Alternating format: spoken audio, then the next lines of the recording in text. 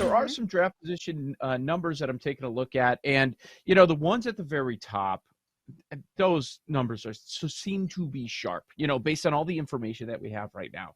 So, and, you know, the Miller number is so gone, and the Thompson twins, same thing. Jarvis Walker, like these seem to be pretty locked in with all the reporting and all the latest mocks available. So as far as draft position, I was looking down the board a little bit, and the ones that jumped out to me are a little juiced, but not too much, because I'm not going to bet those. I mean, the draft, who knows? There's so much misinformation out there. I would not be betting anything that's like minus 300. We saw a lot of people get burned by those in the NFL draft. No joke at all.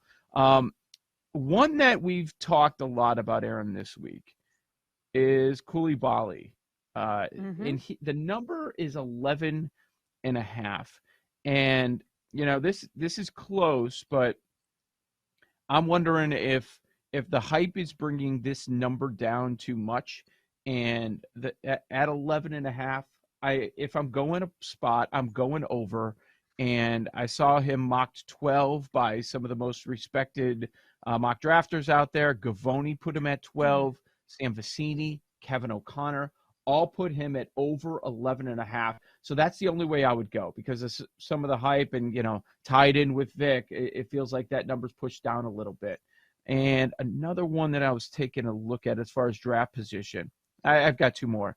Cason Wallace out of Kentucky. The number's 14 and a half, just a little bit to the over. That makes perfect sense to me.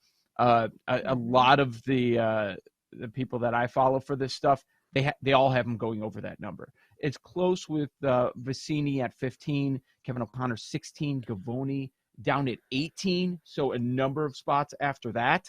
And then there was one more. Leonard Miller, his number's 21 and a half, also juiced to the over. That makes sense to me.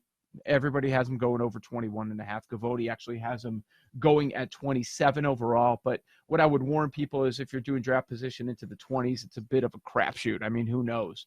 I mean, once we get outside the top 10, the wide range of outcomes, man, it seems to be all over the place. But, you know, morning of the draft, those are a few draft positions that I'm taking a look at. Jeff, let's talk top 10. So if we're looking past the names that we've talked about at the top three, and the Thompson twins and Walker and Black, you can't really bet those at those numbers. Same thing with Hendricks. The last couple spots in the top 10, who do you expect? Any surprises that could sneak in there? I like Grady Dick, you know, under 10. I think it was 10 and a half last Okay. time. I don't know. You have it in front of you. What is it? It's 11 and a half. Yeah, I like that. Here's why. To me, the biggest thing is all these guys that we're talking about, whether it's the Thompson twins, whether it's Scoot, whether it's Anthony Black, Cason Wallace could be in the mix there too. They don't really shoot it well. Grady Dick is an elite shooter. You know, 40% from three as a freshman at Kansas. You know, Kyle Korver at his floor, and I think he'll be a much better overall player than Kyle Korver. May not shoot what Korver did from three in his NBA career, which I think was like 44%. But Grady Dick is a terrific player. And again, I just think in the need in today's NBA for shooting, you know, guys like Grady Dick and Jordan Hawkins, those are your two best shooters in the draft. I think Grady Dick moves up. I heard last night from one source that said that the two guys he's heard that really could move up are Grady Dick and Kobe Buffkin. Is it as simple as, like, the odds would suggest that, yeah, okay, it's going to be Miller 2. We'll see if that actually happens. If that's the case with Vic 1, Miller 2, is the top 4, like the odds are suggesting, going to go Scoot, Amen, Thompson? And then we'll figure the rest out. So it depends what Portland does, right? That's the hard part right now. If you're betting on Scoot being the number 3 pick, you just don't know right now what Portland's going to do with that pick. They want to get a veteran to pair with Damian Lillard. You know, obviously they can, you know, pair the number 3 pick and maybe somebody else and try to get another star. You know, they have Shaedon Sharpe they can dangle. They have Anthony Simons they can dangle. Those are two really talented young players. So you just don't know who's going to trade into that spot. That's always, to me, the danger, right, of putting – I would go to me, I would go with long odds, with somebody with long odds at the number 3 pick. I wouldn't put a ton at Scoot right now just because, again, you don't know what Portland's going to do there. Should Portland trade Damian Lillard? It feels like even if they were to bring in, a veteran player who could be a number 2 to Lillard, they're still a ways away from being a true contender. So is Lillard's best, path to winning a championship going somewhere else? Yeah, completely. It's just whether Portland, you want to do a complete rebuild right now or not. You still have Dame. He's getting older, obviously. I think 35 years old now. So how many more years you have left?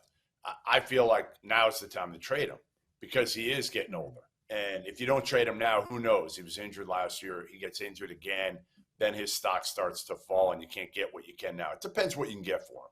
But to me, if you can really add some other young guys, trade Dame, you have Scoot as the number 3 pick. Then you've got Scoot, Simons, Shaedon Sharpe.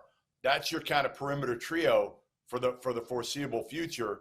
And again, depends what you get for Dame. You got to solidify that front court. That's the biggest thing for them. This was kind of sick, but I'm in full-on fade the Pirates mode, and they've lost 9 in a row. They cannot hit for anything. Over the last week, they're hitting 148. 30 weighted runs created plus. Wow.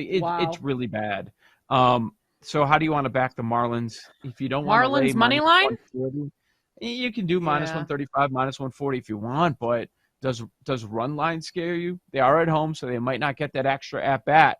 But against a Pirates team that can't hit right now, run line pays you plus 160 if you want to back the Marlins. I like it.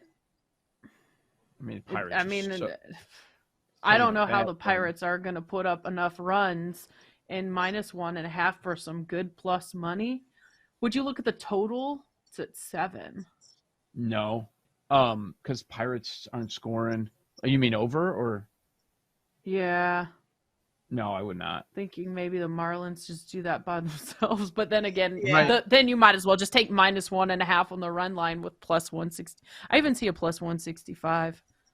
Marlins have only put up 5 runs in their last 5 games total. 3 of those games they didn't score at all. Or Pirates, rather. I said Marlins. The Pirates I'm talking about. They're just really not good and not doing much offensively. Yeah, I mean, Atlanta, San Francisco, and Boston, a couple dogs in there. Those are probably my 3 favorite sides.